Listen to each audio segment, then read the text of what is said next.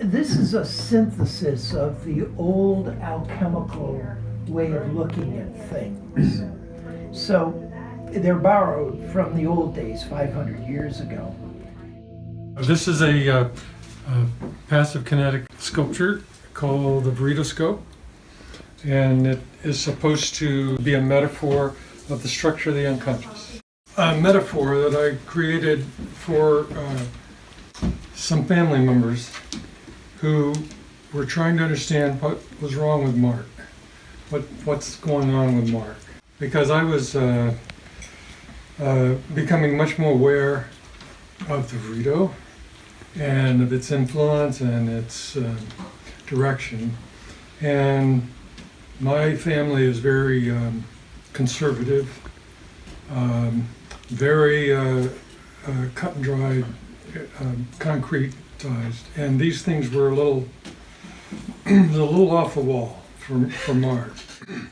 So I wanted to come up with a metaphor in which I could explain what was going on. And so the idea of this was, when you look through the eyepiece, you have to close one eye, and you look with one eye through this, and what you'll see is what looks like a target in concentric rings. And the smallest thing in there is the green sphere at the end. And the biggest thing is this little black part. So the black part is the negretto, which to us, to the ego, is the biggest thing. And this, by the way, negretto, albedo, rubedo, and virido. Yeah. So the different levels of the unconscious. And the green is the virido. The Virido, which is my alchemical, modern alchemy name for basically the unconscious. Which is much bigger, but and further away, but from the perspective of one eye looking through negretto, it's all flattened and small. And I said, now when you step away from the eyepiece and you open your other eye, now you see the relationships, and now everything becomes clear, particularly how small the negretto is in comparison to the virido. And I showed this to my friend, and I think they understood it. But I think part of the takeaway was, yeah, he's really gone off. No, I was going to ask a question, but I didn't want to interrupt you. Yeah, no, go ahead. Why is the burrito in a ball form, sphere form? Yeah, so that's the other part. These are also circular, but they're circular in a linear way, and the burrito is circular, but it's surround. It moves in all directions. So these tend to move in one direction. That the burrito tends to move in many directions. And that was the part Bob felt had the kinetic aspect, was this multi-directional kind of focal point, and then the linear going into it. At least that's how Yeah, and I when you look through it, to me, there is a dynamic quality that seems to move. Whether or not it does or not, I think it's kinetic. I get, when I look through the Veridoscope, I feel movement. So see what you think. I mean, it's experiential. This is what the weekend's all about, is the experience of it. So. Now, one thing that fails on this particular model is that these things should be phosphorescent on their own. They should be emitting their own light, so that when you look through, there's no shadows. The shadows tend to give you a sense of depth, just intuitively. So it kind of spoils the flattening effect, but at the same time, still, you can still see it. But if these were glowing, all of these were glowing when you put your eye in there, light source and all these things, but you would still have this big outside ring and then smaller inside ring. And what's so exciting to me is what Mark talked about, which is the negretto. The negretto, from our perspective, is all-inclusive. It's everything Everything we there is, see, yes. everything we feel, think, imagine. Is there a ratio between the distances between those structures? Well, there is, but it's not anything I planned.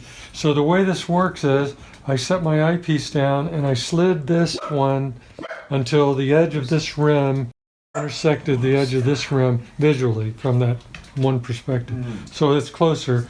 And then the edge of this rim overlays the edge of this rim. And so now, but what's happening is there's a lens effect, because the lens that's in there is curving the light in a certain way, and so you're getting this little wider and then widest. I had to do it by feel. I couldn't calculate it. The ball is just the size of this opening, so it's at the back end as far as I can go. So we need to take a look. Yes. So now you just take a look. It almost seems like the burrito is an eyeball looking back at me. Well, that's true. The light spot on it. That's right. Yeah. That's great. That's great. And you can reach the albedo experience from either the Negretto or the Veridoscope. And that's the beauty of Jung's green dream, is he got to the albedo experience through his dream. In other words, from the Veridoscope, he got to the albedo. Most people go from the Negretto to the albedo, but in Jung's case, he went there from his dream, the unconscious, the Veridoscope, to the albedo.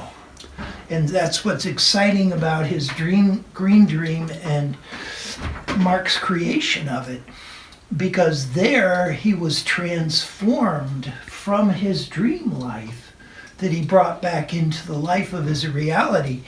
And the subsequent efforts for the rest of his life was the articulation of what he experienced in that dream. And then beyond the albedo is the other world of the rubedo, and I haven't addressed that or attempted to. I'd keep it as simple as I can with regard to the individuation journey. But certainly the albedo is reachable by all of us. We have to open ourselves to mystery and consciousness, but it's not an elite thing. I mean, you can get there, you just gotta be creative. The vehicle is the creative, yes. Where does the gold from the alchemical stuff that Jung talks about, how does that fit in with the overall picture? Excuse me, when you start in the Negretto and you ascend to the albedo, where the gold is realized, then the return to everyday living, the Negretto, is a result of the transformation that's occurred in the albedo experience. That's how I would describe the gold that Jung talks about. But when you come up for the first time, it's like, what are these guys doing? This is kind of...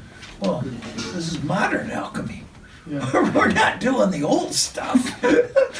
This could be like life after death. You know, when conceivably, if there is a consciousness after death, you could then look at life as the Negretto and say, oh, geez, that's so small, when in reality, there's the albedo and the rubedo.